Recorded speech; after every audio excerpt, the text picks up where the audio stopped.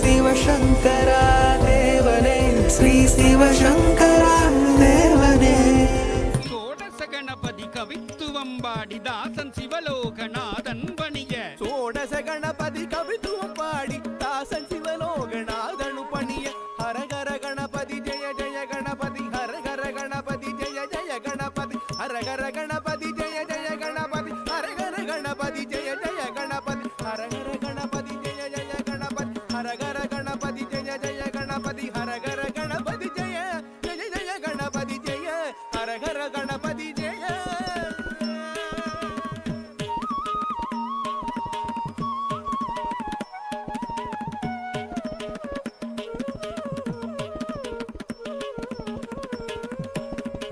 சரவண பூத்தடத்தில் ஆறு மதலையாய் உதித்தவனா.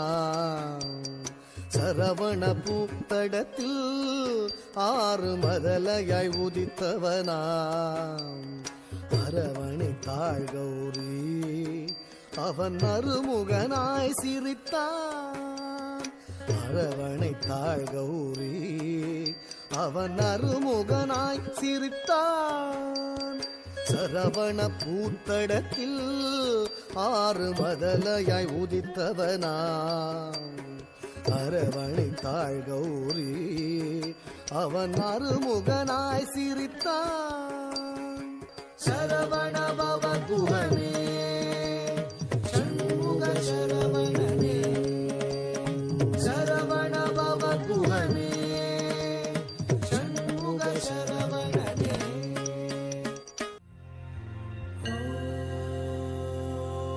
சரவண பவ. அண்டர் பதி குடியேற மண்ட சுரருமாற அண்டர் மனமகிழ் மீற வருளாலே. அந்தரியுடனோடு சங்கரனு மகிழ் கூற ஐங்கரனு முமையாளு மகிழ்வாக. மண்டலமும் முனிவோரு மெண்டிசையிலுள வேறு மஞ்சினனு மயனாரும் எதிர்காண. மங்கையுடன் அரிதானு மின்பமுற மகிழ் கூற மைந்து மயிலுடன் ஆடி வரவேணும். புண்டரிக விழியாள அண்டர் மகள் மணவாள புந்தி நிறையறிவாள உயர்த்தோளா. பொங்கு கடலுடனாகம் விண்டு வரைகள் சாடு பொன் பரவு கதிர் வீசு வடிவேலா. தண்டரளமணி மார்ப செம்பொன்னெழில் செறிரூப தண்டமிழின் மிகுநேய முருகேசா. சந்ததமும் அடியார்கள் சிந்தையது குடியான தன் சிறுவை தனில் மேவு பெருமாளே. பெருமாளே. Shankaram Sivashankaram. Question from Govindan sir. ஆதிசங்கரருக்கு தீராத வயிற்று வலியை கொடுத்து திருச்செந்தூரில் சுப்பிரமணிய புஜங்கத்தை பாட வைத்தார் முருகப்பெருமான். பாலன் தேவராய சுவாமிகளுக்கு தீராத வயிற்று வலியை கொடுத்து திருச்செந்தூரில் ஒரு சஷ்டியின் போது ஆட்கொண்டு அதன் பின் கந்த சஷ்டி கவசத்தை பாட வைத்தார். வள்ளிமலை சச்சிதானந்த சுவாமிகளுக்கு தீராத வயிற்று வலியை கொடுத்து பழனி பிரசாதம் மூலம் அவரை ஆட்கொண்டு பின்னாளில் வேல்மாறல் போன்ற வலிமையான மந்திரங்களை பாட வைத்தார். தனது அடியவர்களை ஆட்கொள்வதற்காக வயிற்று வலி போன்ற தீராத உடல் உபாதைகளை கொடுத்து அதற்கு பின் அவர்களை தனது அடியவர்களாக முருகப்பெருமான் மாற்றுவதற்கான காரணம் என்ன? இந்த தெய்வீக அனுபவங்களின் மூலம் வெளிவரும் மந்திரங்கள் அடியவர்களின் நோய் தீர்க்கும் வலிமை வாய்ந்தவை என்று இந்த உலகத்திற்கு சொல்வதற்காகவா? 3 நிலைகள் இருக்குது. ஒன்று எமை தடுத்து அடிமை கொண்டு. ஒரு குறிப்பிட்ட நேரம் வருகிற போது கடவுள் நம்மளை தடுத்தாட்கொள்ள வேண்டும் என்று நினைப்பான். அதுதான் எமை தடுத்து அடிமை கொண்டு ஸ்டேஜ் 1. ஸ்டேஜ் 2 வாரமாய பழவினை அறுத்து நம்மளை ஆன்மீகத்தில் உயர விடாமல் தடுத்து கொண்டிருக்கிற பழைய கர்மாக்கள் இருக்கும் இல்லையா, அதெல்லாம் போக்குவார். 3வது லைஃப்பில் வேறு எதுவுமே வேணாம் அப்படின்னு கடவுளையே நினச்சிட்டு இருக்கிற ஒரு ஆனந்தத்தை கொடுப்பார். அது தன்னை நினைந்துருக தருகின்றான். இப்போ எம்மை தடுத்து அடிமை கொண்டு பாரமாய பழவினை அறுத்து தன்னை நினைந்துருக தருகின்றான். இந்த 3 ஸ்டேஜ் தான் எல்லாருடைய வாழ்க்கையிலையும் வருகிறது. இப்போ பாரமாய பழவினை அறுத்துன்னா நீங்கள் கேட்ட கேள்வியில் இருக்கிற எல்லாருக்கும் ஏதோ ஒரு வியாதி ஏதோ ஒரு கஷ்டம் வந்தது இல்லையா, அது அவங்களுடைய கர்மாவினால் வந்தது. அதனால் அந்த கர்மாவை போக்குகிற போது பவரோக வைத்தியநாதன், பவரோகம் பண்ணாக்கா கர்மா இல்லை பிறவி என்ற தலை, வினைகேடன் எனுமா போல் எதிரப்பட்டாயே அப்படின்னும். எல்லா வேணையும் நான் ரப்பர் வச்சு அழிச்சிட்றாங்கிற மாதிரி கடவுள் எதிரில் வந்து நிற்பார் அப்படின்னு அர்த்தம். அதனால் யாராக இருந்தாலும் அவங்களுக்கும் ஒரு கர்மா இருந்திருக்கும். அந்த கர்மாவை ஒரு குறிப்பிட்ட நேரம் வருகிற போது கடவுள் போக்குவார். முன்னாலேயும் இல்லை, பின்னாலேயும் இல்லை. அந்த முன்னால் பின்னாலுங்கிறது எதை வச்சு வருதுன்னு சொன்னால், அவங்க ஜாதகத்தில் இருக்கக்கூடிய பிளானட்ஸை வச்சு வரும். அதாவது ஒரு ஆத்மா ஒரு கேது தசையில் பிறக்குதுன்னா அது கண் வியாதி வரும், லிவர் ப்ராப்ளம் எல்லாம் வரும். செவ்வாய் அட்வர்ஸாக இருந்தாக்கா அதுக்கு தோல் சம்மந்தப்பட்ட வியாதி, குஷ்டரோகம், ஹார்ட்டு சம்மந்தப்பட்ட வியாதி எல்லாம் வரும். இப்படி ஒவ்வொன்றுக்கும் கணக்கு இருக்குது. எந்த வியாதி எதனால் வருதுங்கிறதுக்கு, அது எப்போ போகணுங்கிறதுக்கும் ஒரு கணக்கு இருக்கும். அப்போ காக்கா உட்கார்ற போது பனம்பழம் விழுந்துச்சா இல்லை பனம்பழம் உலர நேரத்தில் காக்கா வந்து உட்காந்துச்சான்னு யாருக்கும் தெரியாது. ஸோ யூ டோன்ட் திங்க் இது எல்லாம் எல்லாருக்கும் நடந்துடும், அந்த புக்கை வச்சு பாட்டை படித்தானா உனக்கு நடந்துடும் நீ நினைக்க தேவையில்லை. அவங்கவுங்களுக்கு ஒரு கணக்கு இருக்குது. அவரவர் அனுபவம் அவதமை அறிவது. உலகத்தில் ஒவ்வொருத்தனுக்கும் ஒவ்வொரு விதமான அனுபவங்களால் அவனை புரிந்து கொள்வதற்காக கடவுள் சில ஜாலங்களை செய்கிறாங்க. அருணகிரிநாதர் அகம் மாடு மடந்தை என்னும் மூவாசையில் திரிவனுங்கிறார். அவருக்கு பெண் ஆசை இருந்தது. அதனால் அவருக்கு இஷ்டத்துக்கு திருவண்ணாமலையில் அவரை அனுபவிக்க வச்சு வியாதி வந்து இன்னும் அவர்கிட்ட படுக்கிறதுக்கு ஆளுங்களே வராத, அவன் படுற கஷ்டத்தை தாங்காமல் அவனுக்கு அம்மா மாதிரி இருந்தாக்கா நான் வேணா கோஆப்ரேட் பண்ணுறேன்டா, என்னால் உனக்கு பொண்ணு அரேஞ்ச்மெண்ட் பண்ண முடியலன்னு சொல்லுகிற போது, வாழ்வு எனும் மாயில் எந்தனை இட்டனையே தாழ்வானவை நீ செய்யாதன தாமுலவோ அப்படின்னு சொல்லி கிளிகோபுரத்துலேருந்து உழுந்து சூசைட் பண்ணிக்கலாங்கிற போது முருகப்பெருமான் அவரை தாங்குகிறான். சும்மா இரு சொல்லாருன்னு சொல்லி. ஸோ அந்த மாதிரி அவருக்கு அந்த வியாதி வரணுன்னு இருக்குது. பட்டினத்தார் இருந்தார் திருவெண்காடில், அவர் குழந்தை இல்லாமல் இருந்தது. அவருக்கு என்னப்பா இது பாசம், இன்னும் உறவுகள், இது சம்மந்தப்பட்ட விஷயங்கள். அதனால் பகவானே அவருக்கு ஒரு குழந்தையாக வந்து பிறக்கிறாரு. அவர் தான் வந்து அந்த பட்டினத்தாருக்கு மகனாக வந்த சிவபெருமான். காதற்ற ஊசியும் வாராது காணும் கழிவெளிக்கேன்னு சொல்லி ஒரு நாட்டுக்கோட்டை நகரத்தார் வம்சத்தில் வந்து கப்பல் வியாபாரம் பண்ணின்னு வந்திருக்கான்னு போய் பார்த்தா வரட்டி எடுத்துன்னு வந்திருக்கான் அவன். என்னடா இவ்வளோ மோசமான வியாபாரியாக இருக்கேன்ற போது ஒரு எரமுட்டையை போட்டு வடிக்கிறார். அதில் முத்து மாணிக்கம்லாம் இருக்குது. சொல்கிறார், திருடங்க கிட்டேருந்து காப்பாற்றுறதுக்காக நான் இதில் வரட்டியில் ஒழிச்சு வச்சுக்கொண்டேன்னு. இவர் ஆச்சரியப்பட்டு இவ்வளோ அற்புதமான ஒரு மூளையான்றார். அதே மூளை தான் கொஞ்சம் முன்ன திட்டுச்சு. அப்போ பார்த்தா ஒரு ஓலை தான் இருக்குது. காதாக இருந்து போன ஊசி கூட நீ சாகிற போது எடுத்துன்னு போக முடியாதுன்னு. அப்போது ஒரு திருவெண்காடனாக இருந்தவன் ஒரு பட்டினத்தாராக மாறுகிறான். திருவொத்தியூரில் வந்து அந்த ஆளுக்கு அந்த ஆத்ம முக்தி கிடைக்கிறது. ஒவ்வொருத்தருக்கும் ஒரு ஆசை இருக்கும். அது மண்ணாசையாக இருக்கலாம், பெண்ணாசையாக இருக்கலாம், பொன்னாசையாக இருக்கலாம். அதனால் எல்லாருக்கும் ஒரே விதமான ஆசைகள் கிடையாது. மண்ணால் கேட்டான் துரியோதனன், பொன்னால் கேட்டான் ராவணன்வாங்க. அப்போ ராவணன் கேட்டதுக்கு காரணம் சிதியின் மேல் வைத்த ஆசை. அவன் துரியோதனை வந்து 5 அடி நிலம் கொடுக்க மாட்டேன், 5 ஊர் கொடுக்க மாட்டேன்னால அது மண்ணு மேலே வைத்த ஆசை. அதனால் உலகத்தில் ஒவ்வொருத்தருக்கும் ஒவ்வொரு விதமான ஆசை இருக்கும். ராமகிருஷ்ண பரமஹம்சர் இதை வந்து காமினி காஞ்சனம்ங்கிறார். காமினின்னா பெண்ணு, காஞ்சனம்னா கோல்டு. ஸோ பெண்ணாசை பொன்னாசைன்னு ரெண்டாவது இருக்கார். நம்ம அகம் ஆடு மடந்தேங்கிறோம். ஸோ இப்படி ஒவ்வொன்றும் ஆசைகளால் வருவது. இதெல்லாம் தெரிஞ்சுக்கிறதுக்காக தான் சித்தார்த்தன் புத்தனானான். ஆசைகள் தான் துன்பத்திற்கு காரணம் என்று அவன் தெரிந்து கொண்டான் அனுபவங்களால். அவனுக்கு என்ன குறைந்தது, அப்பா அம்மா நல்லவங்க, அண்ட் அவங்க அம்மாக்கே வந்து ஒரு வெள்ளையான வயிற்றுக்குள்ளே குத்துற மாதிரி ஒரு லும்பினிங்கிற இடத்துல காட்சி கிடைத்தப்புறம் தான் சித்தார்த்தனே பிறக்கிறான். ஸோ அவர் தெய்வ குழந்தை. ஸோ அப்படி வந்துட்டு அதுக்கப்புறம் இந்த உலகத்தில் துன்பத்துக்கு காரணம் என்னன்னு தேடி போகிறான். அவனுக்கு ஒன்றும் குறையில்லை. அவனுக்கு கல்யாணம் இருந்தது, குழந்தை இருந்தது, நல்ல அப்பா அம்மா, நேபாளுக்கு கிங்காக இருந்தான். ஆனால் ஒரு நாள் திடீர்னு ஒரு ஆன்டி கிளைமேக்ஸ்ன்றாங்க. அப்போது எதுக்காக இந்த உலகத்தில் நோய், மூப்பு, மரணம் இப்படின்னு கண்டுபிடிக்கலாம் அப்படின்னு போகிற போது அவன் புத்தனாகிறான். அப்போ போதி மரத்தடியில் அவன் புத்தனாகிறான்னா இதுக்கு முன்பிறவியில் அந்த போதி மரத்துக்கு அடியில் பதிக்கப்பட்டிருக்கலாம். அந்தாலே இந்த ஆத்மாவே அங்கே பதிக்கப்பட்டிருக்கலாம். அது மேலே அந்த போதி மரம் வந்திருக்கலாம். இவன் அங்கே போய் உட்கார்ற போது பார்த்த ஞாபகம் இல்லையான்னு பார்செல்லாம் இவனுக்கு வந்திருக்கலாம். இல்லை இவனுக்கு எடுத்து கொடுக்கறதுக்காக யாரோ ஒருத்தர் அந்த இடத்துல தவமாகி அடக்கமாகி இருந்திருக்கலாம். நமக்கு தெரியாது. இன்னைக்கு கூட நீங்கள் கவர்மெண்ட் எஸ்டேட் இருக்குது, அண்ணா சிலை இருக்குது இல்லையா, அதுக்கு பக்கத்தில் அதுக்குள்ளே போனீங்கன்னா ஒரு 70-80 வருஷமாக ஒரு பிள்ளையார் அங்கே எப்படியெல்லாம் வளர்ந்துருக்காரு அப்படின்னு. ஒரு மரத்தில் பிள்ளையார் ஒவ்வொரு வருஷமும் அவர் எப்படி வளர்ந்துருக்காருன்னு ஃபோட்டோ எடுத்து வரிசையாக போட்டிருப்பாங்க. அது எப்படி ஒரு மரத்தில் வந்து இவ்வளோ பெரிய பிள்ளையார் வந்துக்கிட்டே இருக்கார் 70 வருஷமானா, அந்த இடத்துல யாரோ பிள்ளையாரை பூஜை பண்ணினா ஒரு ஆத்மா ஒடுங்கியிருக்கு. அதனுடைய அந்த உயிர் துடிப்பு, அதனுடைய எண்ண அலைகள் ஆர்கானிக்குன்றதுனால இந்த மரத்து வடிவாக பிள்ளையார் ஷேப்பாக வருது. இன்றைக்கி நீங்கள் போய் பார்க்கலாங்க. இந்த மாதிரி எல்லாத்துக்கும் காரண காரியம் இருக்கும். ஏன் ஒரு இடத்துல ஒரு ஆத்மா தன்னை வெளிப்படுத்தி கொள்கிறது, இதுக்கெல்லாம் காரணம் சொல்ல முடியாது. சில பேருக்கு ஒரு எண்ணத்தோடு இறந்து போயிருப்பாங்க. அப்போ இந்த பிறவியில் அவங்களுக்கு அதுக்குள்ளே வாய்ப்பை கடவுள் கொடுத்து அவங்க ஒரு கோயில் கட்டணும்னு நினச்சி போயிருந்தாங்கன்னா அவங்க கோயில் கட்ட முடியும்.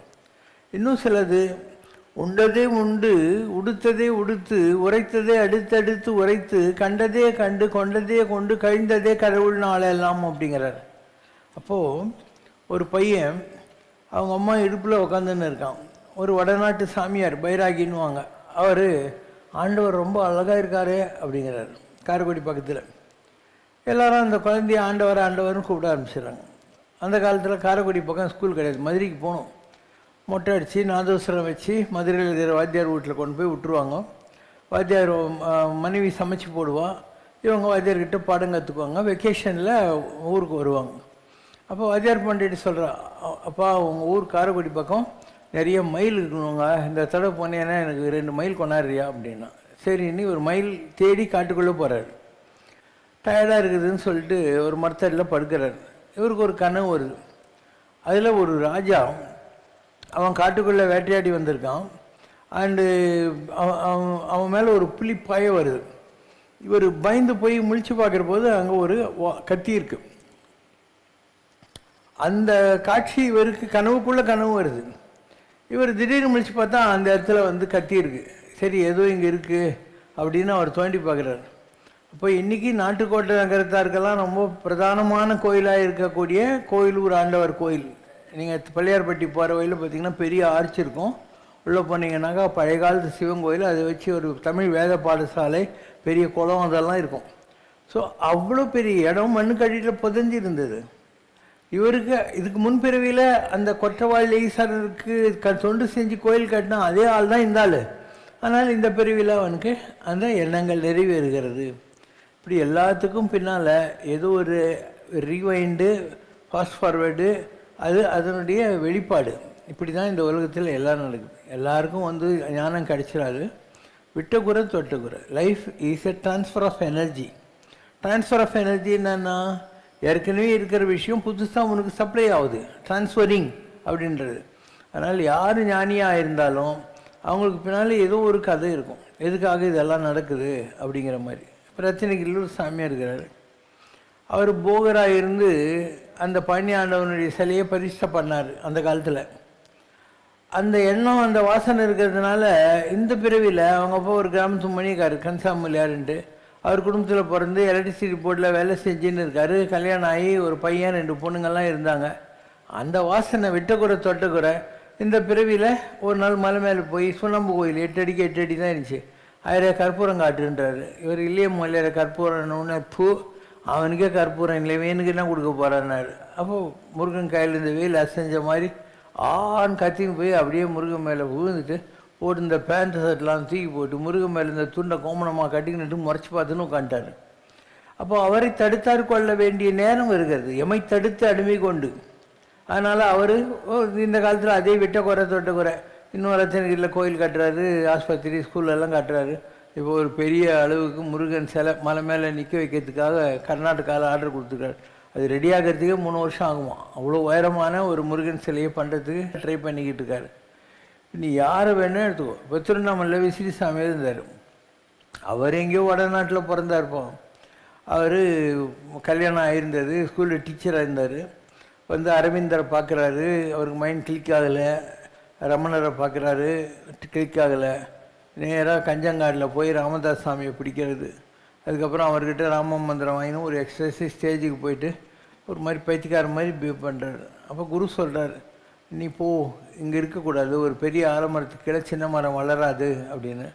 நான் எங்கே போவேங்கிறாரு. எங்கேனா போ அப்படின்னு. இவர் கேட்குறேன், நான் திருவண்ணாமலைக்கு போட்டுமா. ஏன்னா இவர் அரவிந்தரையும் ரமணரையும் பார்க்கறதுக்கு வந்தபோது திருவண்ணாமலை இவருக்கு தெரியும்.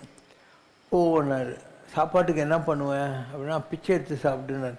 ஸோ கடைசி காலம் வரைக்கும் இவர் பெகர்னு சொல்லியிருந்தார். பிச்சை எடுத்து சாப்பிட்டுருந்தார். திருவண்ணாமலையில் சுடுகாட்டில் 40 வருஷம் அலைஞ்சார். அதுக்கப்புறம் பொன் பரமகுருக்கிட்ட ஞானானந்தகிரி சாமி இவர் மாதிரி மகான்னு சொல்லி அவர் 2 போலீஸ்காரங்களை பாரா போட்டு, அதுக்கப்புறம் சிவகாசி விருதுநகரில் இருக்கிற நாடாருங்கெல்லாம் சேர்ந்து ஒரு வீட்டை வாடகைக்கு எடுத்து கொடுத்து தேர்மூட்டியில் இருந்தார். அதுக்கப்புறம் இப்போ பெரிய ஆசிரமம் கட்டிட்டாங்க. அந்த இடத்துல ரமணாசிரமத்துக்கு எதிர் சந்தில் போனீங்கன்னா இருக்கும். அவர் என்ன பண்ணார், பொன் காமராஜர்னு ஒரு வக்கீல், குமரி ஆனந்தன்ற பெரிய வக்கீல்கிட்ட ஜூனியராக இருந்தால் அவருக்கு தீராத வயிற்று வலி வருது. அவர் ராமசுரத்குமார் சாமிகிட்ட வந்த உடனே அவர் வாழைப்பழத்தை கொடுத்து சாப்பிட்டுன்றாரு. அவருக்கு வயிறு நல்லா ஆகிடுது. உடனே அவர் இனிமேல் எனக்கு இந்த வாழ்க்கை வந்து சாமி தான் கொடுத்தாருன்னு சொல்லி ராமசுரத்குமார் சாமி மாதிரி அவரும் தலையில் பச்சை துளி தலப்பை கட்டிக்கின்னு கையில் ஒரு விசிறி வச்சுன்னு ஒரு ஊராக போய் பஜனை பண்ணுறது அந்த மாதிரி ஆரம்பிச்சிட்டார். வக்கீல் வேலையெல்லாம் விட்டுவிட்டார். அப்போ சாமி அவரை கூப்பிட்டு சொல்கிறாரு, நீ வந்து இந்த மாதிரி ஒரு கோயில் கட்டணும் உங்கள் ஊரில் அப்படின்னு. ஸோ ராமசுரத்குமார் சாமிக்கு முதல்ல கட்டப்பட்ட கோயிலே அந்த ஏரியாவில் தான், அந்த நாகர்கோயில் பக்கத்தில் தான் கட்டினாங்க. ஏன் அந்த மாதிரி? இதுக்கு முன்னால் அந்த ஏரியாவில் இருந்த ஒரு மகான் சாமி தோப்பையான்னு பேர், அவருடைய மறுபிறவி தான் ராமசுரத்குமார். அப்போ சாமி தோப்பையா எங்கே காசியில் போய் பறக்கிறாரு, அவர் ஏன் இங்கே திருவண்ணாமலைக்கு வர்றாரு, அவர் பொன் காமராஜரை கூப்பிட்டு இது பண்ணணும், பொன் காமராஜருக்கு ஏன் வயிற்று வலி வரணும் இல்லையா? இப்போ அந்த இடத்துல தான் முதல் கோயில் வந்துச்சு. இன்கம் டேக்ஸ் கமிஷனர் ஒரு அம்மா இருந்தாங்க, விஜயலட்சுமின்னு. அவர் பொன் பரமகுரு இவங்களெல்லாம் கூப்பிட்டு ஜேசுதாஸ் கச்சேரி ஒன்று வச்சு அந்த கச்சேரியில் வந்த பணத்தை வச்சு தான் அந்த சாமி தோப்பில் முதல்ல கட்டினாங்க. இப்படி எல்லாத்துக்கும் ஏதோ ஒரு காரண காரியங்கள் இருக்கும். ஏன் ஒரு ஆளுக்கு ஒரு ப்ராப்ளம் வருது, அது எப்படி சால்வ் பண்ணுறாங்க அப்படின்னு. ஒரு சுந்தரர் இருக்கார். அவர் ஆனானப்பட்ட சிவபெருமான்கிட்ட கைலாசத்தில் ரைட் ஹேண்ட் மாதிரி இருந்தவர். அவர் ஒரு நாள் 2 பொண்ணுங்களை பார்த்து அவருக்கு ஆசை வருது. அப்போ கடவுள் சொல்கிறார், எப்போ ஆசை வந்ததோ போய் அனுபவிச்சுடு அப்படின்னு. நீங்கள் உங்கள் பசங்களுக்கு கல்யாணம் பண்ணி வைக்கிறது இல்லையா, ஏன் அனுபவிக்கிட்டோன்ட்டு தானே, அந்த மாதிரி அது ஒன்றும் தப்பு இல்லை, கடவுள் சரின்றாரு. ஸோ இவர் அல்றாரு, நான் தக்க தருணத்தில் உன்னை தடுத்தார் கொள்வேன். இவர் கல்யாணம் பண்ணுறதுக்காக திருவெண்ணெய்நல்லூரில் உட்காந்துக்கிறார் ரெடியாக. அப்போ ஒரு வயசான கிழவர் மாதிரி சிவபெருமான் வந்து, நீ ஏன் அடிமை, உன் குலமெல்லாம் எனக்கு அடிமைன்னு உங்கள் அப்பா எழுதி கொடுத்துக்கிற வேலையை பாருன்னு காட்டுறாரு.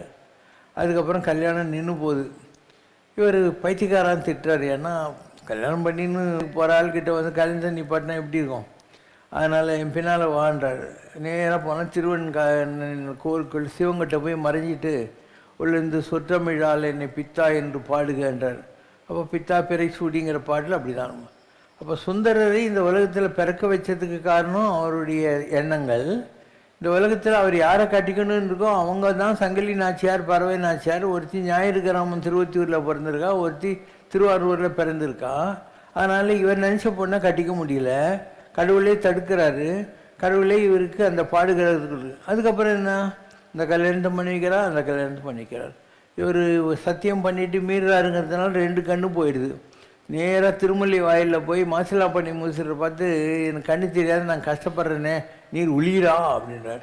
உள்ளேருந்து குரல் கேட்குது, யாமளோ நீவீர் போவீர் நான் இருக்கேன். இவருக்கு இன்னும் கிண்டல். நேராக கம்பன் எம்மானை பாடி யாம் கண் பெற்றவாருன்னு பாடினா காஞ்சிபுரத்தில் அவருக்கு ஒரு கண்ணு கிடைக்குது, திருவாரூரில் 2வது கண்ணு கிடைக்குது. அவர் முதல் பொண்டாட்டி அங்கே இருக்கா இல்லையா, அவர் சொல்கிறா, நீ அவகிட்டையும் போய் சுற்றி வந்த வேணாம் போன்னு கதவு சாத்திடுறான். இப்போ இவர் சிவபெருமான்கிட்ட போய் பாரு இப்படி ஆகி போச்சுன்னா, சிவனே போய், அம்மா நீ இதுக்கு முன்னே கைலாசத்தில் இருந்தவோ லவ்வில் தான் வந்து உலகத்தில் பிறந்து கல்யாணம் கட்டிங்கன்னா அவன் என்ன பண்ணாலையும் மனசில் வச்சுக்காத, இதெல்லாம் விதி செய்கிற சதி அப்படின்னு அவங்க 2 பேரையும் ஒன்றா சேர்த்து வைக்கிறேன். இதெல்லாம் ஏன் செய்கிறாரு கடவுள், நீங்கள் சொல்லி பார்க்கலாம். கைலாசத்தில் தானே இருந்தார், ஒழுங்காக அங்கேயே இருந்து ஜெயிஞ்சா பச்சுன்னு இருக்கலாம் இல்லையா. ஆசை வந்துச்சு. ஒவ்வொரு ஆசையும் ஒரு விதை, நீ விதை போட்டால் அது முளைச்சி தீரும்.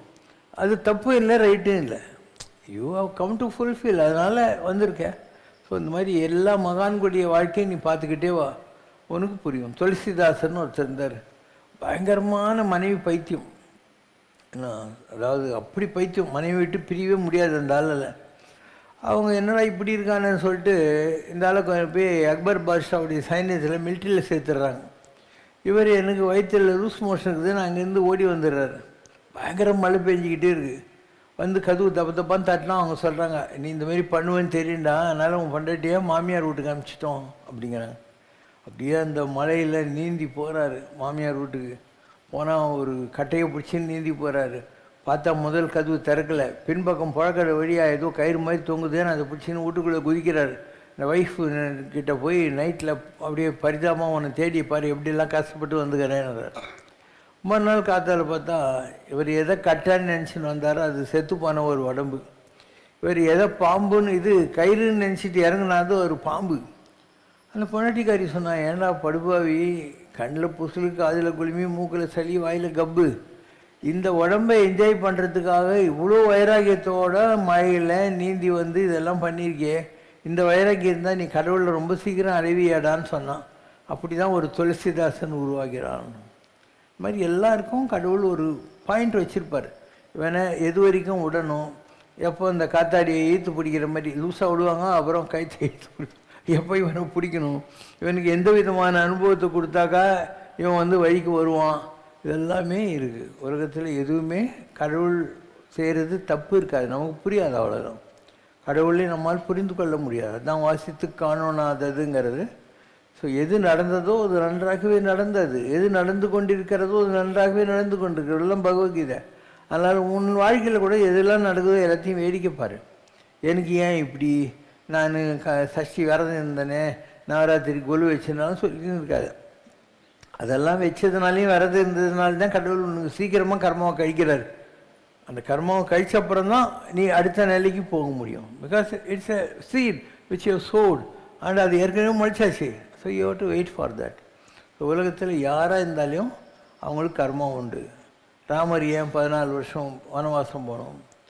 இப்போ 14 வருஷம் வனவாசம் போனதுக்கு பின்னால் கடவுள் ஒரு நல்லது வச்சுருப்பார். காட்டில் தவம் செஞ்சுக்கிட்டு இருக்கிற ரிஷிகளுக்கெல்லாம் ராட்சசர்களால் தொல்லை.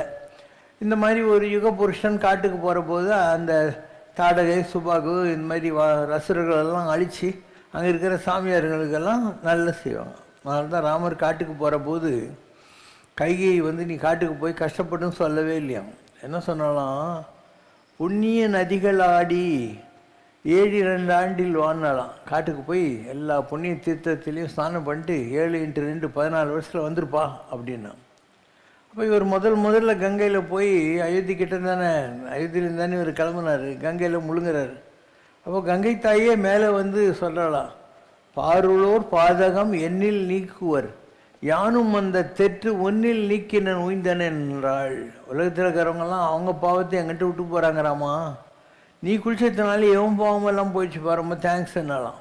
இப்போ எல்லாத்துலேயும் ஒரு காரணம் இருக்கும், ஒரு காரியம் இருக்கும். ஏன் ராமர் வனவாசம் போனாருன்னு நீ கைகை திட்டக்கூடாது. அவ ஒரு கருவி தான். காரணம் காரியம் கற்றவை கற்பவை அனைத்தும் நற்கரிசை நாரணன். எல்லாத்தையும் செய்கிறது கடவுள் தான். ஆட்டு வித்தால் யார் ஒருவர் ஆடாதாரோ, பாட்டு வித்தால் யார் ஒருவர் பாடாதாரே. ஸோ எல்லாத்துக்கு பின்னாலேயும் ஒரு காரண காரியம் இருக்கும். நீ எதையுமே வந்து கொஸ்டின் பண்ணாத, எல்லாத்தையும் அனுபவி. கடவுளுக்கு தெரியும் உன்னை எவ்வளோ லிமிட்டாக அனுபவிக்க வைக்கணும்னு தெரியும், அதுலேருந்து உன்னை எப்படி வெளியே கொண்டாடணும்னு தெரியும். தென் உன்னை க்ளோரிஃபை கூட பண்ணுவார். நீ பட்ட கஷ்டத்துக்கு அதுதான் உனக்கு பரிசை, அதில் நீ பாஸ் ஆகிட்ட. அதுக்கு பின்னால் கடவுள் உன்னை க்ளோரிஃபை பண்ணுவார். எமை தடுத்து அடிமை கொண்டு பழவினை அறுத்து அதுக்கப்புறம் என்ன பண்ணுவார், தன்னை நினைந்துருக தருகின்றான். வாழ்நாள் பூரா இன்னும் கடவுளை தவிர வேறு எண்ணமே இல்லாத மாதிரி ஒரு வாழ்க்கையை கொடுத்து அவனையே நினச்சி அவனுக்கே தொண்டு செய்கிற மாதிரி கடவுள் உன் வாழ்க்கையை மலரச் செய்வான். இதெல்லாம் நீ அடி வாங்கினா தான் தெரியும். சும்மா வந்து கோயிலுக்கு போய் ஒரு அர்ச்சனை பண்ணிட்டு ஆயிரேன்னு சொல்லிட்டு வந்தாலாம் கிடைக்காது. You have to undergo the கர்மா. ஒரு வாந்தி வந்தால் எத்துடணும், பேதி வந்தால் போயிடணும், தும்மல் வந்தால் தும்மிடணும். ஸோ இந்த மாதிரி எல்லாத்தையும் அனுபவித்து முடிக்க வேண்டியிருக்கும். நீ அதை போய் கண்ட்ரோல் பண்ணி வச்சுன்னுட்டு என்ன பண்ண போகிற? அதனால் கர்மா அனுபவிக்க வேண்டிய விஷயம் அனுபவி. எந்த மகானும் கர்மாவை அவாய்ட் பண்ணுறது இல்லை. காஞ்சி பரமாச்சாரியாருக்கு உலகத்தில் எல்லா வியாதியும் இருந்துச்சு. ஒரு கண்ணு சுத்தமாக தெரியாது, இன்னொரு கண்ணு பத்ரிநாராயண் டாக்டர் சங்கர நேத்திரால் ஆரம்பிக்கிறதுக்கு முன்னால் கண்ணும் லேசாக தெரியும். இப்படி டார்ச் லைட் வச்சுன்னு இப்படி பச்சுன்னு உட்காந்துருப்பார். அவருக்கு ஒரு தடவை ஒரு லங் வேலை செய்யலை, அவருக்கு ஃபுல்லாக மணல் அடிச்சிச்சு உள்ள. அதுக்கப்புறம் இந்த சாப்பிடாத கொலைப்பட்டினி இருந்து லாஸ்ட் டேஸில் அவருக்கு இந்த வாழைப்பழ சத்து மாவு தான் சாப்பிட முடியும், வேறு எதுவும் சாப்பிட முடியாது. கிரானிக் அல்சர் இருந்தது. இப்படி உடம்புல எல்லா வியாதியும் வச்சுருந்தான் அவர் மகானாக இருந்தார். காஞ்சி பெரியவர்கிட்ட நாங்கள் போய் எங்கள் கஷ்டத்தெல்லாம் தீர்த்துக்கிறோமே, அவருக்கு இவ்வளோ கஷ்டமாக நீ கேட்கக்கூடாது. ஒரு தடவை அவருக்கு தீராத வயிற்று வலி வந்து இப்படி வயிற்ற பிடிச்சின்னு கஷ்டப்படுறாரு. அங்கே இருக்கிற ஒரு பொம்பளை கண்ணில் தண்ணி விட்டுன்னு பெரியவாளுக்கே இவ்வளோ கஷ்டமான்ட்டு. அப்போ அவர் சொன்னாராம், என் கர்மாவை நான் அனுபவிக்கிறேன், இதில் உனக்கு என்ன அப்படின்னாராம். இப்படி அவங்களுக்கு தெரியும், they are willing to undergo the karma. அதுக்கப்புறம் ரமண மகரிஷி அவர் திருவண்ணாமலை மேலே எந்த இடத்துல அந்த முதல்ல வந்து செட்டில் ஆனாரோ அதே இடத்துல அவர் கேன்சர் வந்துச்சு. ஏன்னா திருவண்ணாமலையே சிவன் தான், சிவன் மேலே இவர் அங்கே உட்காந்துருந்தார் இல்லையா, மேலே முதல்ல அந்த இடத்துல அவர் கேன்சர் வந்து கடைசியில் கேன்சர் வந்து தான் அவர் செத்தார். ஸோ எந்த மகானை எடுத்துக்கோ எல்லோரும் கஷ்டப்பட்டுருக்காங்க. ராமகிருஷ்ண பரமஹம்சர் த்ரோட் கேன்சர், எல்லோரும் சொல்கிறாங்க நீங்கள் தான் காளிகிட்ட டெய்லி பேசுகிறீங்களே அந்த அம்மாக்கிட்ட கொஞ்சம் கேளுங்கன்னு. அவர் நான் எனக்குன்னு ஒன்றுமே கேட்டது இல்லையேன்னு. பரவாயில்ல, சாப்பிட்றதுக்கு ஒரு முழுங்கிறதுக்கு ஏதாவது வழி கேளுங்கன்னு. மறுநாள் எல்லோரும் வந்துட்டிங்களா காளி என்ன சொன்னான், நீ ரொம்ப அப்பாவி, இந்த ஜனங்கள்லாம் ஸ்மார்ட்டு, உன்னை ஏமாற்றி உங்கள்கிட்ட அள்ள குறையாது இருக்க அள்ள பிடிங்குவாங்க, அதனால் நீ என்கிட்ட வந்து சேர்ந்து ரெஸ்ட் எடுத்துக்கோ, விவேகானந்தன் ஸ்ட்ரீட் ஸ்மார்ட்டாக இருக்கான், அவங்ககிட்ட கொடுத்துருவோம் போகிறதெல்லாம் சொன்னான்ட்டு. இப்படி எல்லாருக்கும் நடந்துருக்குது. எந்த மகான் யூ நேம் த மகான், I tell you what went wrong with them. இந்த கர்மம் யாரையும் விடாது. தூரத்தில் பரதன் அண்ணனை கூட்டின்னு போகிறதுக்காக வர்றான், கோவிச்சுன்னுட்டு அம்மாவை திட்டிவிட்டு. அப்போ இந்த குகன் பார்க்குறான் அண்டு லக்ஷ்மணன் பார்க்குறான், அவன் படையெடுத்து வர்றான்னு தப்பாக நினச்சிட்டாங்க. 2 பேருக்கும் கோவம் வருது. அப்போ லக்ஷ்மணன் சொல்கிறான், அண்ணா நீ காட்டுக்கு வந்தால் கூட இந்த நாய் உன்னை விடாமல் துரத்திக்கின்னு வர்றான் பாரு, அவனை நான் ஒரு வழி பண்ணாமல் விட மாட்டேன் அப்படின்னு. அப்போது ராமர் சொல்கிறாரு, நதியின் பிழை என்று நறும்பொருள் இன்மை, இது விதியின் பிழை, நீ வெகுண்டது என்னை. ஆற்றுல தண்ணி இல்லைன்னா ஆகாசில் மழை வரலன்னு அர்த்தம்பா. புத்தி கெட்டு போய் இப்படி வரான் வரதுன்னாக்கா அது விதி செய்த சதி, ஏன் கோவிச்சுக்கிறேன். அப்போ இவன் சொல்கிறான், விதிக்கு விதியாகும் என் வில் தொழில் காண்டி அண்ணா அப்படிங்கிறான். நான் விதிக்க போகிறேன் ஒரு தண்டனை, நீ பாரு அப்படின்றான். இது முடிஞ்சு ஒரு 4 சீன் தள்ளி போகுது. ராமர் அந்த அழகான வேடங்கட்டி வந்திருக்கிற இவ பின்னால் சூர்பனுக்கு பின்னால் போகிறார். மாரிச்சம்மான் தாண்டக்கூடாது அப்படின்னு சொல்லி லக்ஷ்மணன் கூட விட்டு போகிறார். தான் லக்ஷ்மண ரேகான்னு சொல்கிறது.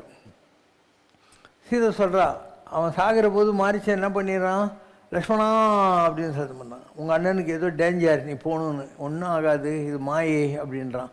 நீ உங்கள் அண்ணன் போயிட்டாக்கா என்னை வச்சு குடும்பம் நடத்தணும் தானே, போக மாட்டேன்றேன்னு சொல்லிட்டான் இந்த பைத்தியகிரி. அந்த வார்த்தை எப்படி சுட்டிருக்கும். அவன் அந்த அம்மா காலை தவிர கண்ணை கூட பார்த்தவன் கிடையாது. அதனால் அந்த அம்மா நெருப்பில் போகிற மாதிரி இவன் மனசில் அவள் சொன்ன வார்த்தை எப்படி சுட்டுச்சோ அந்த மாதிரி அவன் நெருப்பில் அக்னி பிரவேசம் பண்ணுற மாதிரி கடவுள் பிற்காலத்தில் அந்த அம்மாவுக்கு தண்டனை கொடுத்தாரா இல்லையா சீதைக்கு. அந்த மாதிரி இப்படி எல்லாத்துக்கும் காரணம் இருக்கும். ஒவ்வொரு சீனுக்கும் ஒவ்வொரு காரண காரியமும் இருக்கும். அப்போது இந்த ஆளை வந்து அண்ணி வந்து இவ்வளோ கடவுள் மாதிரி அவன் கண்ணத்தை காலத்தாக பார்க்காத, அவன் போய் தான் ஆகணும்னு சொன்ன உடனே இவன் சொல்கிறான், யார் 3 சீனுக்கு முன்னால் விதிக்கு நான் விதிக்க போகிறேன் தண்டனை சொன்னான் இல்லையா, அவன் சொல்கிறான் விதி நின்றது பிடர் பிடித்து உந்த நின்றதுங்கிறான். விதி என் கழுத்தை பிடிச்சி தள்ளுது, நான் என்ன பண்ண முடியும் அப்படின்னு அர்த்தம். எல்லார் லைஃப்லேயும் எல்லாத்துக்கும் காரண காரியம் இருக்கும். உங்கள் லைஃப்பில் வர நடக்கிற எல்லாத்துக்கும் கூட காரண காரியம் இருக்கும். உங்களுக்கு புரியாது. ஏன்னா நீங்கள் என்ன, நான் கோயிலுக்கு போயிட்டேன், ஒரு அர்ச்சனை பண்ணிட்டேன், எனக்கு இனிமேல் எந்த கஷ்டம் வரக்கூடாதுன்னு நினைக்க, அப்படிலாம் இல்லை. நீ தலைகீழ்னாலையும் வர வேண்டியது வந்தே தீரும். ஆனால் பயப்படாத, எது நடந்ததும் நன்றாகவே நடந்தது, அதில் தான் உனக்கு விமோச்சனம். அப்படி தான் அந்த கர்மா வந்து கழியும். அதனால் ஓடாத ஒதுங்காத, எதையும் விட்டு நீ அவாய்ட் பண்ணக்கூடாது, எல்லாத்தையும் ஃபேஸ் பண்ணணும். ஒரு நாய் துரத்துது, நீ ஓடினா துரத்திக்கின்னே இருக்கும். ஒரு நேரத்துக்கு நின்றுடு, நாய் சும்மா உருணும், அப்புறம் அது ஒன்றும் பண்ணாது. அதனால் ஒன்றை வினை தொடரும், துரத்தும். ஆனால் நீ ஓடக்கூடாது, ஃபேஸ் பண்ணுற வித்தியை கற்றுக்கினா அந்த தைரியத்தோடு இருந்தேன்னா உனக்கு ஒன்றும் ப்ராப்ளம் வராது. அதனால் திருவள்ளுவர்லேருந்து எல்லாரும் அறிய சொல்லிட்டாங்க, அஞ்சுவது அஞ்சாமை பேதமை, அஞ்சுவது அஞ்சல் அறிவா தொழில். பட்டுச்சு மாதிரி ஏண்டா எல்லாத்த பார்த்தும் பயப்படுற அப்படின்னு வருவார். எதற்கும் அஞ்சோம், யாருக்கும் அஞ்சோம், எங்கும் அஞ்சோம், எப்போதும் அஞ்சோம். இதெல்லாம் பாரதியாருடைய கவிதைகள், உங்கள் வீட்டில் எழுதி வச்சுக்கலாம். எதற்கும் அஞ்சோம், எங்கும் அஞ்சோம், யாருக்கும் அஞ்சோம், எப்போதும் அஞ்சோம் அப்படின்னு. ஸோ நம்ம வாழ்க்கையில் இதெல்லாம் தெரிஞ்சுக்கிட்டிங்கன்னா அதுதான் ஞானம். அதை விட்டுவிட்டு ஏதோ ஒரு கந்த சஷ்டி கவசம் சொல்லி ஊதுத்தி காட்டி கோயிலில் போய் அர்ச்சனை பண்ணிட்டாக்க என் கஷ்டம் வரவே வராதுன்னு நினைக்காத. யாராக இருந்தாலும் கரும். நான் தான் சொன்னேன், உனக்கு வழிகாட்டிகளாக நீ நம்புற இவ்வளோ பெரிய சாமிங்க சாமியாருங்களுக்கே அவ்வளோ கஷ்டம் வருது. அப்போ உனக்கு வராதுன்னு நினைக்கிறத விட முட்டாள்தனம் ஏதாவது இருக்கா? எல்லாருக்கும் வரும். உலகத்தில் மனுஷனாக பிறந்த எல்லாருக்கும். இது என்ன ஒரு புதுசு இப்போ தான் பிறந்து இதுக்கு முன்னால் பிறந்த? உலகத்தில் நீ எத்தனை வருஷமாக பிறந்திருக்க, எவ்வளோ கர்மா உங்கள்கிட்ட சேர்ந்துருக்கும். நீ எந்த குடும்பத்தில் பிறக்கிறியோ அந்த குடும்பத்துக்குள்ள கர்மா கூட உனக்கு வரும். எந்த குடும்பத்தில் பிறக்கிறியோ அது கூட நிர்ணயமாயிருக்கு. உனக்கு நாகதோஷம் இருந்தாக்கா நாகதோஷம் இருக்கிற குடும்பத்தில் உன்னை வந்து பறக்க வைக்கும். அப்போ அது கண்டினியூ ஆகும். 7 தலைமுறைக்கு அது இதாகும். யாரையும் விடாது.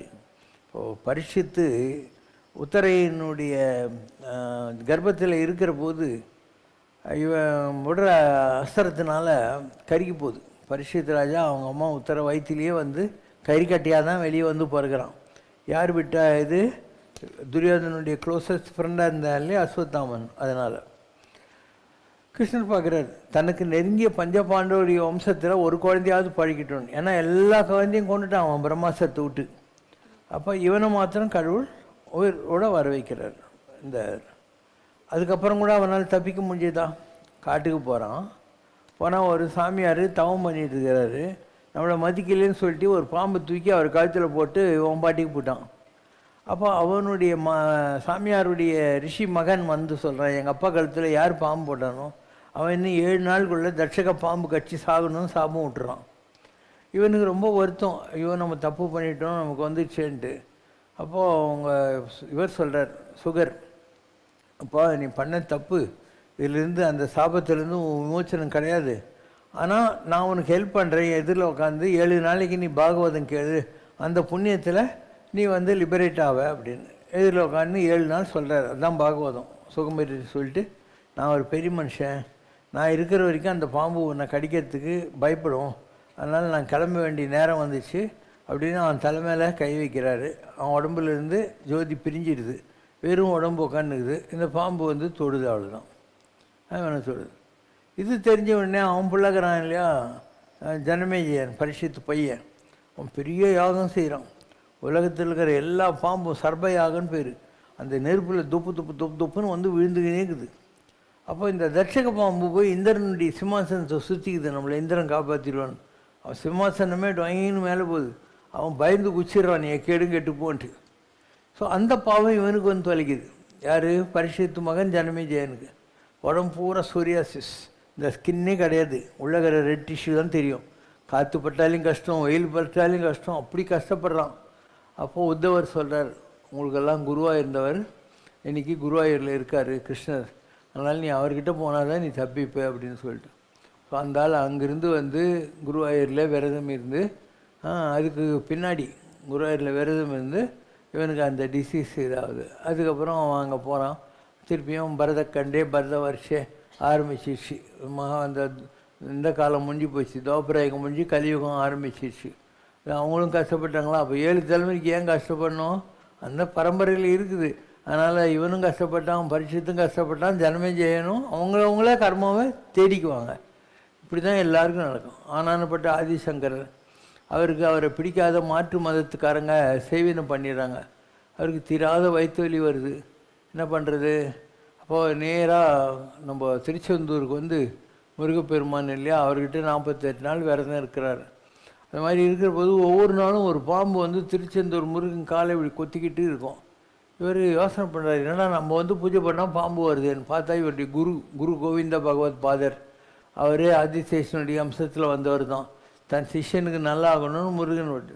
அப்போ இவருக்கு ஒரே சந்தோஷம், நம்ம குரு நமக்காக எவ்வளோ வேண்டுதலெல்லாம் வைக்கிறாருன்னு பாட்டு போனார். அதுதான் சுப்பிரமணிய புஜங்கம். நான் ஜானாமி பத்தியம் நான் ஜானாமி கத்தியம். எனக்கு பாட்டுன்னு தெரியாது, ஒன்றும் தெரியாது, ஏடறியேன் எழுத்தறியேன் இல்லை, அது காப்பி தான் இதனுடையது. சுகாசினி பாடினான். ஸோ எனக்கு எதுவுமே தெரியாது, ஆனால் முருகா உன்னை பார்த்தவுடன் என் மனசில் இருக்கிற எண்ணங்கள்லாம் எப்படி பிரவாகமாக வருகிறது அப்படின்னு பாடினார். அதுதான் சுப்பிரமணிய புஜம். ஆனால் இன்னைக்கு கூட உங்களுக்கு ஏதாவது ஏவல் பில்லி சூன்யமெல்லாம் இருந்தாக்கா நீங்கள் திருச்செந்தூர் போங்க, போயிட்டு அங்கே இந்த சுப்பிரமணிய புஜங்கத்தை படிக்க தெரிஞ்சால் படிங்க, காதில் கேட்க தெரிஞ்சால் கேட்டுக்கிட்டு உக்காந்துக்கிட்டு இருங்க. ஏதோ ஒரு வகையில் உங்களுக்கு விமோச்சனம் கிடைக்கும், இதெல்லாம் கிடைக்கும். நான் திருச்செந்தூரில் அந்த காலத்துலலாம் போய் சஷ்டிக்கு 6 நாள் இருப்பேன். அப்போது திண்டுக்கல்லில் ஒரு சாமியார் இருந்தார், ராமதாஸ் சாமியார்னு பேர். அவர் H2 ராணிமங்கம்மாள் காலனியில் இருந்தார், ரயில்வேல டிடிஆர். ஒரு நாள் ரயில்வேயில் போகிற போது ஒரு சித்தர் மாதிரி ஒருத்தர் வந்து எனக்கு பசிக்குது சாப்பாடு வாங்கி கொடுனாரு. இவர் வாங்கி கொடுத்தாரு. அதுக்கப்புறம் திண்டுக்கல் வந்த உடனே நான் உன் வீட்டுக்கு வரட்டுமான்றார். வாங்க, வீட்டுக்கு போயிடுறாரு. அவர் என்ன பண்ணுறாரு, இரும்பு எல்லாத்தையும் கொண்டான்னு சொல்லி அவங்க வீட்டிலேருந்து இரும்பெல்லாம் போட்டு இவர் அது மேலே ஒரு இது புழிஞ்சி எல்லாம் கோல்டு ஆகிடுது, இதை போய் விற்றுட்டு கொண்டு வா அப்படின்றாரு. இவர் ஒன்றுமே கேட்கல, நேராக போய் விற்றுட்டு கொண்டு தான் அந்த பந்தை அங்கே வச்சிடறாரு. சொல்கிறார், இந்த வித்தியை கற்றுக்கணுன்னு உனக்கு ஆசை இல்லையான்னாரு. எனக்கு அதெல்லாம் இன்ட்ரெஸ்ட் இல்லை அப்படின்னாரு. அப்போது நான் நம்புறேன்னு சொல்லி அவருடைய சில பவர்ஸ் எல்லாம் இவருக்கு கொடுத்தாரு. அதுதான் திண்டுக்கல் ராமதாஸ் சாமின்றவர். சிம்பிளான மனுஷன் தான், நாயுடு. ஒன்றும் ஏமாற்றலாம் மாட்டார், அதெல்லாம் ஒன்றும் பண்ண மாட்டார். ஸோ அவர் திருச்செந்தூரில் இருக்கார். நான் தங்கியிருந்த இடத்துக்கு வந்தார் அவர். அவரே வந்து நீ வா உனக்கு மந்திரம் கொடுக்க சொல்கிறார் முருகர் அப்படின்னு எனக்கு ஒரு மந்திரம் கொடுத்தாருன்னு வச்சுக்கோ. நான் அதை வாங்கிட்டு அப்படியே முருகன் கோயிலுக்குள்ளே போகிறேன். போனாக்கா குட்டி பசங்கள்லாம் வந்து பாடிக்கின்னு போகிறாங்க. ஐயனுக்கு ஐயன் முருகன் தான், அனைத்தும் அருள்பவன் முருகன் தான் அப்படின்னு எனக்கு முன்னால் அவங்க பாடின்னு போகிறாங்க. இப்படி அனுபவங்கள் வரும். நீ தேடுவது உண்மை எனில் உண்மையில் எது கிடைக்கும். நீ கடவுளை உண்மையாக தானே தேடுற, அப்போ உனக்கு அனுபவங்கள் வந்துக்கிட்டே இருக்கும். உனக்கு அதில் சந்தேகமே தேவையில்லை. But we have to trust. அது பசித்திரு தனித்திரு விழித்திரு மாதிரி எந்த அனுபவம் வந்தாலும் யார் எதிரில் வந்தாலும் நம்ம ஜாக்கிரதையாக பார்க்கணும். நம்ம ஏதோ முருகர் மயில் மேலே தான் வருவார்னு நினச்சின்னு இருக்கக்கூடாது. எந்த வடிவத்தில் வேணுனாலையும் வரலாம். ஆனானப்பட்ட ஆதிசங்கர், காசி விஸ்வநாதர், சக்கலினா வந்தார். சுந்தரமூர்த்தி நாயனாருக்கும் இவருக்கும் வந்து அதே மாதிரி புலையனாக தான் வந்தார். அர்ஜுனனுக்கு பாசுபதாஸ்திரம் வேண்டி போகிறான் ஸ்ரீசைலத்தில், வேடனாக தான் வந்தார் இல்லையா. கடவுள் எப்படி முருகன் வள்ளிக்கு கிழவனாக தான் வந்தார். எப்படி வேணால் வரலாம் கடவுள்.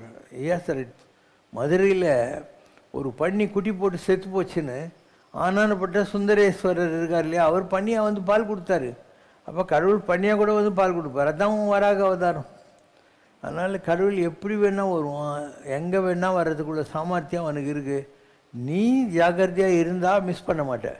இல்லைன்னா உன் எதிரில் நடந்துகிட்ருக்கோம், நீ மிஸ் பண்ணிவிடுவேன். கடவுள் எதுக்காக நீ தேடுறியோ வந்தால் கூட நீ மிஸ் பண்ணிவிடுவேன். பல நேரங்கள் இந்த மாதிரி நடக்கிறது உண்டு. யாரோ ஒருத்தர் அவங்க பெரியவங்களுக்கு தோசம் வைக்கிறாரு. யார் இறந்து போனாலும் அந்த பெரியவர் ஒரு பிச்சைக்காரனா அதே வீட்டு வாசலில் வந்து நின்றுட்டு பிச்சை கேட்குறான். இவர் ஐருங்கெல்லாம் சாப்பிட்ட முறை தான் உனக்குன்றார். அவ்வளோதான். இவர் கேட்டுன்னு இருக்காரு, அங்கேருந்து வந்து நிற்கிறான். இவங்க தாத்தாவோ கொள் தாத்தாவோ யாரோ ஒருத்தன். ஆனால் இவர் இந்த ஐருங்களுக்கு சாப்பாடு போடுற பிஸியில் அவரை கவனிக்காது விட்டுறாரு. இப்படிலாம் நடக்கும். அதனால் நீ யாராக இருந்தாலையும் மைண்டில் ஜட்ஜ் பண்ணாத. எல்லாத்தையும் அனுபவங்களாக நீ மாற்றிக்கொள்ளுகிற திறமை உங்கள்கிட்ட இருந்தாக்கா நீ தப்பிச்சிடுவேன். ஆல்வேஸ். நிறைய பேர் இப்படி தான். ஸ்ரீதர் ஐயாவாள்னு ஒருத்தர் இருந்தார். அவர் நம்பினார் இந்த மாதிரி பிச்சைக்காரன் வந்தால் அது எங்கள் பெரியவங்களாக இருக்கணும். உடனே அந்த ஐருங்கெல்லாம் நாங்கள் சாப்பிட மாட்டோம் உங்கள் வீட்டில் அப்படின்னு சொல்லிட்டாங்க. இது மாதிரி நிறைய பேருக்கு நடந்திருக்கு. இவங்க தர்மத்தை காப்பாற்ற போக இவங்களுக்கு பரீட்சையே நடந்திருக்குது. ஆனால் கடவுள் இவங்களை க்ளோரிஃபை பண்ணியிருக்கான் பின்னால். அதனால் ஜஸ்ட் வெயிட். எனி அனுபவம் இஸ் குட் அனுபவம். வாசித்து காணோனாதது, பூசித்து கூடோனாதது, வாய் விட்டு பேசோனாதது நெஞ்சினாலே, மாசர்க்கு தோணோனாதது, நீசர்க்கு பேரோனாதது, மாயைக்கு சூழோனாதது விந்துநாதா. ஓசைக்கு தூரமானது, மாகத்து கீரதானது, லோகத்து காதியானது கண்டு நாயி, யோகத்தை சேருமாறுமே ஞானத்தை போதியாயினி, ஊனத்தை போடிடாதும எங்கலாமோ. ஆசைப்பட்டேனில் காவல் செய் வேடிச்சிக்காக மாமய, லாகி பொற்பாதமே பணி கந்தவேளே, ஆலித்து செயல்கள் பாய்வய லூரத்திற்காளமோடடா, ராரத்தை பூர்மயான்மயூர் ரங்கவீரா. நாசிக்குள் பிராணவாயுவை ரேசித்திட்டாத யோகிகள், நாடிற்று காணோனாதென நின்றநாதா. நாகைத்துச் சாகை போயுயர் மேகத்தை சீர்சிராமலை நாதர்க்குச் சாமியே சுரர் தம்பிரானே நாதர்க்குச் சாமியே சுரர் தம்பிரானே வாசித்து காணோனாதது பூசித்து கூடோனாதது வாய்விட்டு பேசோனாதது நெஞ்சினாலே மாயைக்கு சூழோனாதது விந்துநாதா நெஞ்சக்கன கல்லு உருகாதா நிமலனின் பதமதில் சரியாதா நெஞ்சக்கன கல்லு உருகாதா கொஞ்சும் மொழி செவியும் பருகாதா என் கொதிக்கும் மனத்தாபம் தணியாதா பஞ்சன மனம் லேசாகாதா உன்னை பற்றிய ஜோதியில் கலவாதா நெஞ்சக்கன கல்லு உருகாதா வஞ்சம் பகையெல்லாம் ஒழியாதா வளர்ப்பிறையாய் அன்பு பெருகாதா அஞ்சி வாழும் நிலை தீராதா நான் அழுது அரற்றுவது போதாதா நான் அழுது அரற்றுவது போதாதா நெஞ்சக்கன கல்லு உருகாதா மிஞ்சும் பேராசை ஒழியாதா என்னுள் மிதக்கும் அகங்காரம் அழியாதா தஞ்சம் என்று மனம் கூவாதா என் தவிப்பை சிவசங்கரம் அறியாதா நெஞ்சக்கன கல்லு உருகாதா நிமலனின் பதமதில் சரியாதா நெஞ்சக்கன கல்லு உருகாதா ओम जय शिव शंकर रे स्वामी जगत परिपालक रे आदि शंकर अवतारा अनाथ रक्षक रे ओम जय शिव शंकर रे அன்னையும் தந்தையும் நீரென்றறிந்தும் அன்பில் நனைகின்றோம் சுவாமி அன்பில் நனைகின்றோம் ஆசானும் இறையாகிய தேவா நின்னடி பணிகின்றோம் ஓம் ஜெய் சிவசங்கரரே கைலையை பன்முறை வலம் வந்தாய் ஓ கருணாகர கீர்த்தி சுவாமி கருணாகர கீர்த்தி மயிலையில் நின்று வரம் தருகின்றாய் மங்களகர மூர்த்தி ஓம் ஜெய் சிவசங்கரரே ஆனந்த சாகரம் தனிலம்மையாழ்த்தும் அற்புதாருள் ஜோதி சுவாமி அற்புதாருள் ஜோதி ஆரத்தி செய்து பாடி மகிழ்ந்தோம் அருள்வாய் பரஞ்சோதி ஓம் ஜெய் சிவசங்கரரே நாராயண நாராயண ஓம் சத்யநாராயண நாராயண நாராயண ஓம் நாராயண நாராயண ஓம் சத்யநாராயண நாராயண ஓம் சத்யநாராயண நாராயண ஓம் ஓம் ஜெய் சிவசங்கரரே குறை ஒன்றுமில்லை மறைமூர்த்தி கண்ணா குறை ஒன்றும் இல்லை கண்ணா குறை ஒன்றுமில்லை கோவிந்தா